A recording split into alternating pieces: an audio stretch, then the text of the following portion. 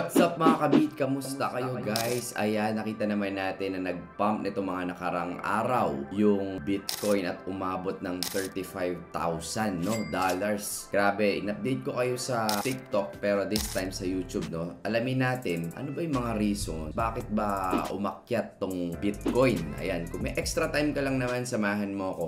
Let's go!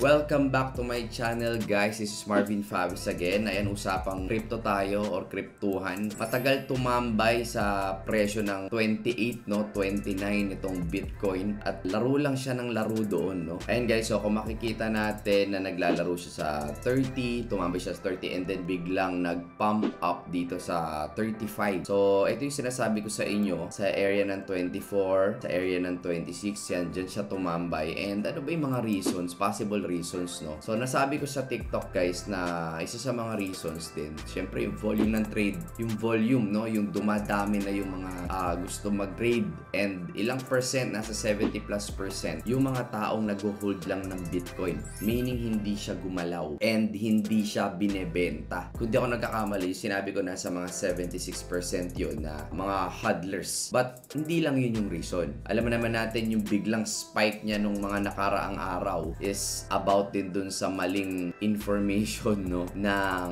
ETF na biglang binawi din ni Cointelegraph. But this time guys, ito na yung mga reasons. But guys, ito konting konting news lang. Ito CoinDesk naman siya, Nakalagay dito guys na Ethereum fee spike as meme coin frenzy returns Pepe. So, ayan, mga iba-iba pang meme coin. And yung mga tao ngayon, minsan hindi na nila inaaral yung technology behind the project or dun sa mga coins or sa mga tokens Ang ginagawa na lang nila sumasabay, Kumbaga, kung nakikita nila na umaakyat yung mga presyo, syempre ang Bitcoin, meron siyang parang dominant siya Pagka umakyat siya, tumataas halos lahat din ng mga altcoins. But yung mga tao ngayon, ang ginagawa na lang minsan, sumasabay, Ayan, nakalagay dito. A market-wide recovery led by Bitcoin. So, umabot nga tayo ng 35,000 noong Tuesday and merong reinvigorated on sentiment among meme coin traders who typically bet on tokens. Baga pumupusta na lang siya with a strong social draw rather than their inherent technology. So, kumbaga, nawawala na yung do your own research. Yung iba, nagfo-FOMO na lang talaga. Pero, again, yung mga reasons kasi nito, ang dami. Ito, another news, guys, daan lang natin. Kryptohan lang tayo ng konti. Bitcoin pump to 35,000 result in 400 million. Resulting, guys, sa 400 billion liquidation. Siyempre, hindi naman natin na-anticipate yan. That's why dapat meron tayong mga stop loss kung trader ka. Ngayon, umabot ng 400 million liquidation. Hindi ina-expect na bigla nag-pump kasi nga nakatambay ng matagal dun sa 28, 29. Tapos nag-pump ng 30. Biglang sumibat naman ngayon ng 35,000. So, bukod dun guys sa kanina, nag-hold. Diba? Nagpo-pause yung Fed, si Powell, yung mga speech nila. Yun yung mga possible reasons, And yung mga inflation. At the same time, ito pa yung isa. Yung ETF din, yung mga speculations, yan talaga yung mga reasons. Bitcoin price rose above 35 for the first time nung May, nung 2022 pa yon. The sharp spike in BTC price saw nearly 400 million longs and shorts liquidated, meaning dami na sunog. Today's price surge comes amid continuous speculation around the approval of a spot Bitcoin ETF. Guys, ito imagine niyo, speculation pa lang yan. So what if na-approve yan, 'di ba? Naririnig nyo ng mga BlackRock, Pag yan na-approve, yun na. Medyo tutuloy-tuloy at possible, Di natin sure, pero ito yung sinasabi nyo na by 2024, sasabayan pa ng halving, na possible mag 100k yung Bitcoin, umakyat, yung presyo, mag 200, yung iba 1 million pa yung sinasabi. Hindi natin alam yung future. But again, law of supply and demand, kapag bumababa ang supply, which is dodoble yung hirap ma-mine ang Bitcoin. Kaya yun ang purpose ng halving in layman's term. Hihirap siya, made-divide ng 2.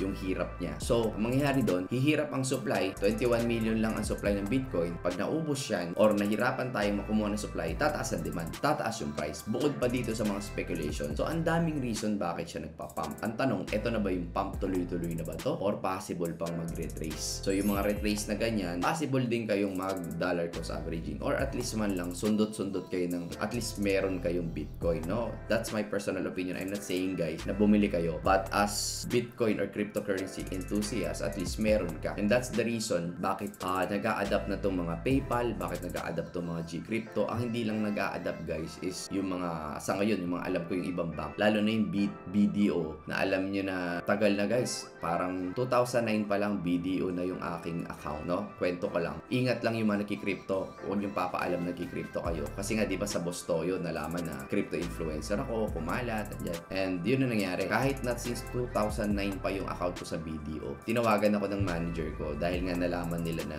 ganun nga, nagki-crypto, which alam naman nila. Pero wala eh. Kailangan talaga nilang isara kasi nga, conservative si BDO. Since nagsisimula pa lang ako noon, no? Promodizer pa lang ako, naging ABS-CBN employee, GMA Network, BDO na gamit ko. Hanggang naging negosyante ako, BDO na gamit ko. And dahil lang nalaman nila, and without evidence na meron akong crypto transactions, ang dami kong business. Pero because of that, ano nangyari? Dahil nagki-crypto, pina-close nila yung account ko sa BDO. Even Union Bank, ako, boto ako sa mga banko na ga-adapt, no? Medyo natitreaten sila sa crypto because ang daming, syempre, unang-unang dami yung mayaman, no? At sisira yung banking ano nila, yung mga interest nila, no?